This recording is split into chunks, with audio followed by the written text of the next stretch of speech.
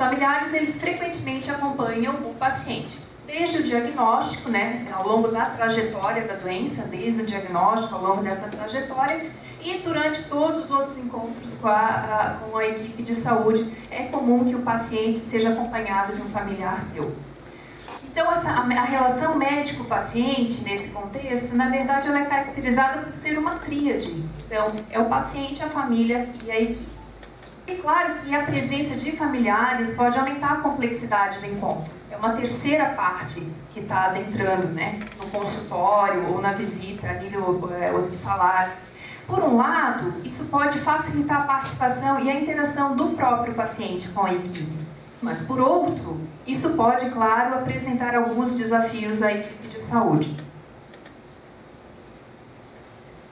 E só um parênteses, quando eu falo familiares aqui, eu estou querendo dizer toda aquela pessoa que é apontada pelo paciente como seu familiar, seja ter laços de sangue ou laços familiares formais ou não. Pode ser um vizinho, pode ser um amigo, pode ser um companheiro, enfim.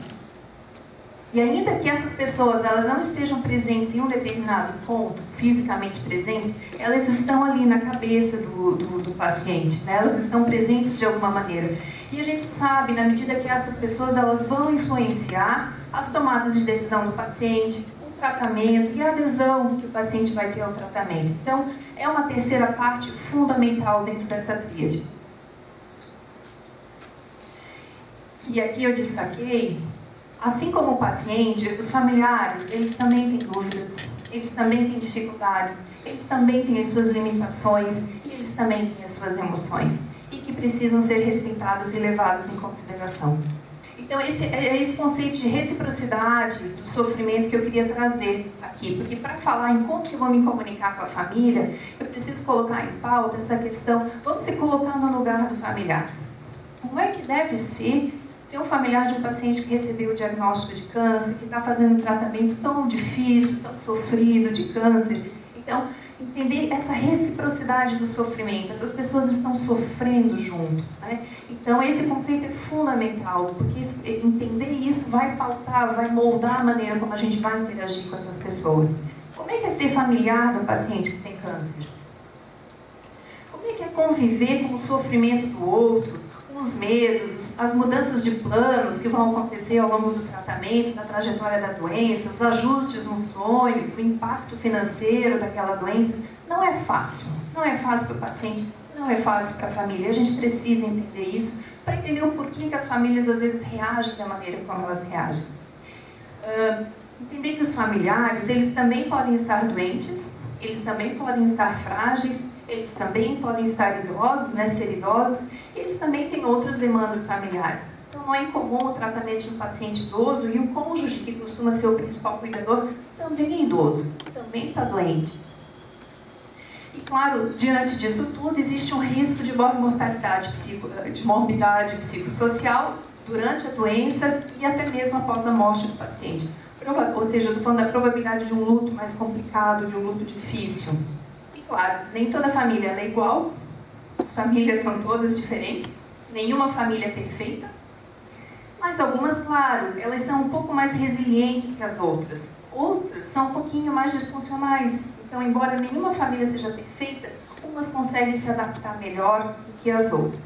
A família resiliente é aquela família que consegue se adaptar melhor a esse evento novo, mantendo a coesão, conseguindo oferecer apoio financeiro uns aos outros e os cuidados ao paciente, dividindo, trabalhando como um time.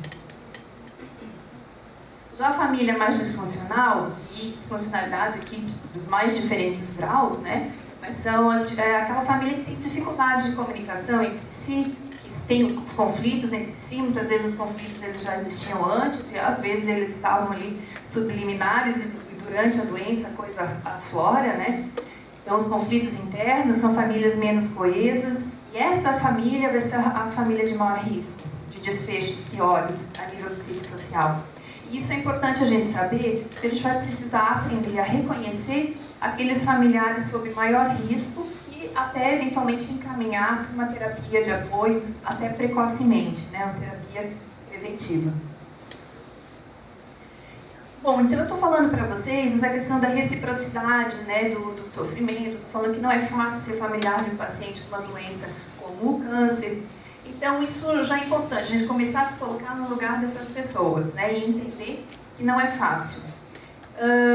Elas estão passando por um período muito difícil e a maneira como a equipe de saúde vai interagir com essas pessoas pode agravar os conflitos, ou seja, pode tornar esse processo um pouco mais difícil para essa família, ou ao contrário, se quando feito adequadamente, pode facilitar esses processos de adaptação por parte da família. Então, a identificação de necessidades específicas de cada família, de cada membro da família que está fazendo parte daquele processo junto com a gente, é fundamental para melhorar a interação da tríade. E essas necessidades específicas, elas vão modular a maneira como nós nos comunicamos com esses familiares. Então, na maneira que eu identifico a necessidade de cada família, isso vai moldar a maneira como eu vou interagir com cada família. Ou seja, eu estou falando da comunicação titular das condições cognitivas e emocionais dos familiares, que são diferentes.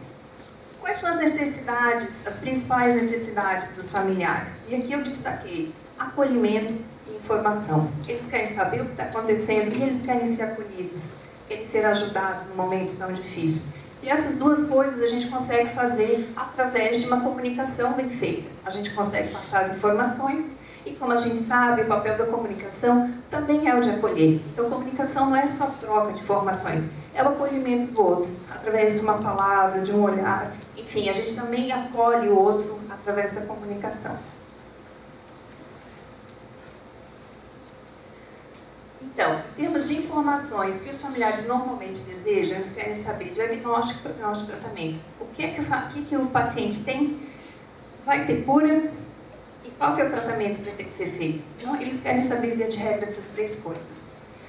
Em termos de educação, de necessidades de educação, eles vão precisar aprender a abordagem dos sintomas que o paciente vai ter, como é que vai cuidar da falta de ar, como é que vai cuidar da dor, a administração de medicamentos, precisa aprender como é que esse medicamento vai ser administrado, cuidados de transferência com o paciente da cama para a cadeira ou para o carro, cuidados de higiene, de alimentação, como e quando entrar em contato com a equipe de saúde, e vão ter que aprender também a ter o autocuidado, saber cuidar de si próprio também. O próprio cuidador precisa ter essa educação de saber olhar para si próprio. Eles vão precisar, em termos de necessidade, eles vão precisar o apoio logístico, o apoio de material e também o apoio emocional da equipe.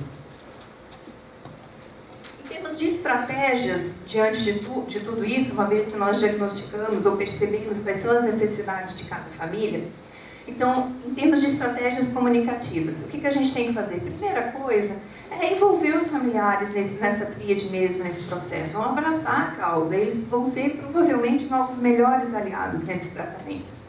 E a gente vai envolver essas pessoas desde o começo. Faltam 10 envolvê-los desde o começo. Desde o momento do diagnóstico, aquele momento onde a gente começa a educar o paciente, então, e o familiar também em relação à doença, o que essa doença significa, quais são os potenciais futuros, né? Envolver diante nos momentos de tratamento, das consultas periódicas, mas também envolvê-los naqueles momentos de mudança de planos, quando começar a iniciar cuidado paliativo, quando for o caso, como é que a gente vai envolver esses familiares em processos de tomada de decisão de final de vida, por exemplo. Como fazer esse processo, esse envolvimento, reforçando uma relação de cooperação desde o começo? Como que a gente vai incluir, trazer? Que bom que você veio. É importante que você faça parte desse processo junto com a gente. Então, sugestões de como que a gente pode, através da comunicação, reforçar essa relação de cooperação com os familiares. Ao recebê-los na consulta, que bom que você veio, que bom ver você. Demonstrar desde o começo que você é parte integrante desse processo. Que bom que você está aqui para nos ajudar. Estimular perguntas na consulta ou naquele momento de conversa a nível hospitalar, né? Estimular perguntas tanto do paciente quanto do familiar. Atender o paciente e atender o familiar também. Tem alguma pergunta? Tem alguma dúvida? Checar o entendimento de ambos, checar se há concordância de ambos, tentar buscar o consenso, né? Validar esse consenso que foi finalmente alcançado pela tríade e explorar as diferenças com sensibilidade. Quando não existe um acordo entre os membros dessa tríade, vamos explorar essas diferenças com cuidado, com sensibilidade. Responder empaticamente as emoções demonstráveis, isso a Sueli comentou na aula passada, né? Como responder empaticamente, isso é fundamental para que a família se sinta acolhida, quando ela percebe que o médico se importa, ou que aquele profissional da saúde se importa com os meus sentimentos, com o que eu estou passando. O familiar deve se sentir ouvido, então desenvolver escutativa também é muito importante. Eu não vou ter tempo para detalhar a escutativa, mas é uma forma fundamental de demonstração de empatia. Demonstrar interesse em saber como eles estão se sentindo. Então, não perder a oportunidade durante esses contatos de perguntar: Dona Maria, como é que está a senhora? Como é que está a senhora hoje? Está sendo difícil, né? Estou vendo que hoje a senhora está um pouquinho mais triste, conta para mim. Então, perguntar como é que eles estão. Isso pode fazer uma diferença incrível. Demonstrar interesse em saber como eles estão se adaptando. Como é que está a Dona Maria? Conseguiu fazer os ajustes? Enfim, perguntar para ela. Valorizar e reconhecer o empenho e a dedicação desses familiares. O que é um empenho e é uma dedicação. E às vezes não custa nada a gente demonstrar isso. A gente validar isso verbalmente, deixando muito claro que a gente admira essas pessoas pelo esforço, pela dedicação que elas estão tendo. Valorizar o trabalho de equipe e de apoio mútuo dos familiares. Então, validar quando a gente vê aquela família que está se ajudando, que está empenhando, que está coesa, e valorizar e demonstrar como isso é importante e a diferença que isso está fazendo para o paciente. Esse reconhecimento é importante para as pessoas quando elas estão fazendo um trabalho tão difícil, né? Aliviar a culpa e sensação de fracasso, porque os familiares muitas vezes se sentem culpados. Será que eu deveria ter levado o meu familiar antes para o hospital? Será que eu demorei muito para perceber aquela febre? Então, sempre dentro do possível, aliviar essa sensação de fracasso e de culpa, porque os familiares muitas vezes se cobram demais, né? Estimular perguntas sempre. E, claro, usar a linguagem clara, evitar jargões médicos na hora que a gente estiver esclarecendo essas dúvidas. Graduar volume de informação aos desejos e capacidades comunicativas da família. Isso é bem importante. Então, saber perceber os limites do paciente, mas também dos familiares. A Sueli começou a falar um pouquinho sobre isso. Então, nem todo mundo, nem toda família é igual, e nem toda família tem o mesmo desejo de entendimento do que é a doença, de saber os tratamentos em detalhes ou não. Então, perguntar o quanto que eles querem de detalhes, o quanto que eles querem ser informados o tempo todo. Então, titular o grau de informações, as necessidades de cada família. Que para algumas pessoas o excesso de informações é por demais. Para outras, é importante para eles manterem alguma sensação de controle. Então, nem toda família é igual. Saber titular conforme a necessidade de cada uma, isso é bem importante. Da mesma maneira, identificar o grau de participação que eles querem ter em tomadas de decisão de final de vida. E isso é a coisa mais importante desse mundo, porque às vezes a gente está jogando um peso nas costas de pessoas que já estão no seu limite de reserva cognitiva, emocional, logística e tudo mais. E às vezes é um peso a mais que eles não têm mais condições de reserva para tolerar. Então, perceber quando a família ela está com vontade de tomar decisões de final de vida ou quando ela prefere deixar isso a critério da equipe. E isso é muito importante a gente perceber. E quando a família desenvolve essa relação de confiança com a equipe, é um alívio para eles, quando eles não têm que muitas vezes tomar essa decisão. Quando eles chegam e dizem: doutora, a senhora que sabe, a gente confia na decisão que a equipe vai tomar. Vocês sempre cuidaram muito bem, né, do seu João, da Dona Maria, e a gente sabe que vocês vão tomar as melhores escolhas. A gente confia. Quando a família está te dizendo isso, eles estão dizendo: olha, eu talvez não vou aguentar tomar essa decisão junto com vocês. A gente confia que vocês vão fazer o melhor pelo meu familiar. Fazer recomendações de decisões de final de vida baseadas em dados clínicos, mas também nos valores do paciente e da família.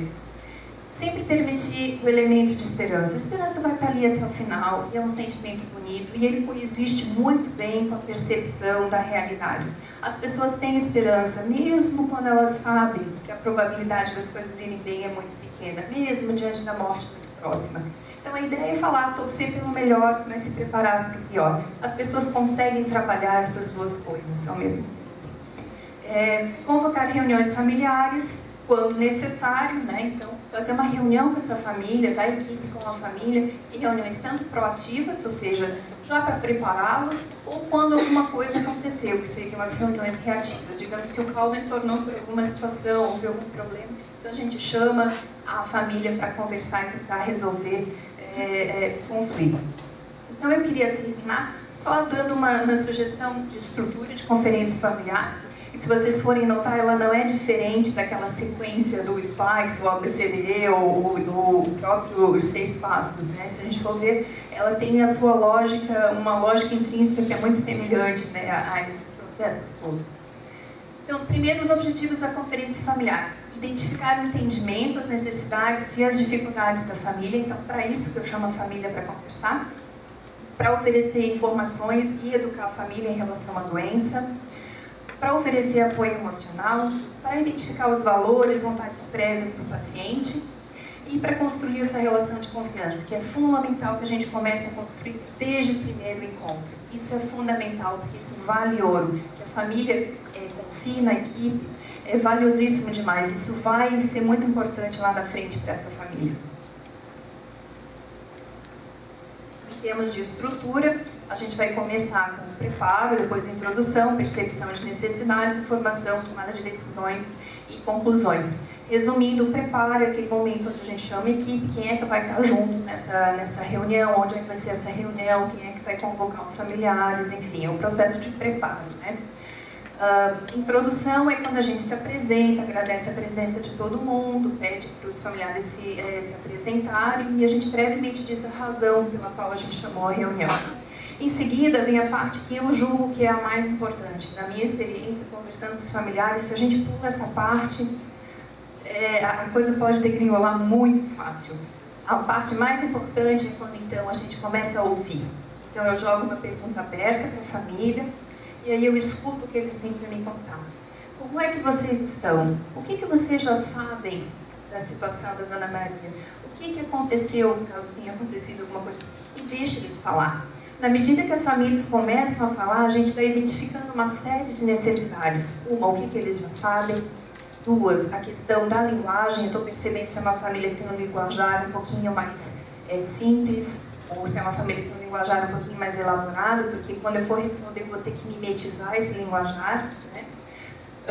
Eu estou identificando as fontes de conflito, as dificuldades, e eu estou identificando também as emoções que eles estão expressando. Se eles estão mais tranquilos em relação ao que está acontecendo, se eles já entenderam a situação, ou se eles estão tendo uma percepção completamente real, ou se eles estão expressando raiva, se eles tiveram um problema lá na emergência e por causa disso eles não conseguiram resolver, e enquanto eu não desatar esse nó, não adianta eu querer ir em frente com a questão que a gente está tendo que lidar agora. Então vamos lidar com isso primeiro, e eu vou saber o quanto eles estão preparados para receber determinada carga de informações, e em especial se eles estão preparados para tomar decisões de final de vida junto com a gente. Pode ser que eu perceba que hoje não é o dia certo, hoje não é o momento. O máximo que eu vou conseguir é entender o que eles estão passando e acolher as emoções. Decisões vai ficar para um outro dia. E eu só vou poder tomar essas decisões se eu escutei primeiro e falei depois. Se eu falo primeiro, pode ser que eu falei coisas inapropriadas. Então vai ser apropriada o grau de informações que eu vou dar e o grau de envolvimento desses familiares nas decisões que a gente vai ter que tomar juntos, se eu primeiro escutei e percebi o que eles precisam e o quanto que eles estão preparados para discutir. E aí a gente conclui esse processo essa conferência, passando as informações, porque agora eu já sei o que a família precisa saber, tomando decisões se eu julguei que é apropriado nesse momento, e aí eu vou concluir agradecendo novamente a presença de todos e marcando um próximo encontro, se isso é apropriado. Então, concluindo, eu queria falar um pouquinho sobre tomada de decisão em final de vida, então. Acolher familiares, mas ao mesmo tempo ajudá-los a ter o paciente suas vontades e desejos prévios é o foco. Então, o objetivo é acolher a família, mas nunca perder o foco no paciente. Facilitar decisões conjuntas quando apropriado e de acordo com o grau de envolvimento que os familiares desejam ter. E em caso de suspensão de esforços terapêuticos, isso é bem importante, o encaminhamento para cuidados paliativos, focar nos cuidados que serão prestados e não no que será suspenso. Isso é fundamental. Uma comunicação focada no que a gente vai continuar fazendo. Verbalizar o compromisso com a dignidade e o não sofrimento do paciente, isso é fundamental para a família. O que mais dói é ver o paciente sofrendo. Assegurar a continuidade dos cuidados até a morte, a gente vai estar do lado até o final, isso é importante, esse compromisso. Verbalizar apoio à decisão tomada pela família, dissipar sentimentos de culpa, como eu falei antes. E concluindo, então, esse é o último slide, a família é parte integral da relação terapêutica entre médico e paciente. Os familiares, eles são os melhores aliados da equipe, em especial quando a gente consegue estabelecer essa relação de confiança, essa relação de cooperação. Identificar as necessidades específicas dos familiares é fundamental para o estabelecimento de uma relação de confiança, uma relação cooperativa. E o que acolhimento e informação são as principais necessidades dos familiares, eles querem se sentir acolhidos e querem receber as informações. E ajudar os familiares a navegar pelo processo de doença e, eventualmente, morte do paciente é papel da equipe.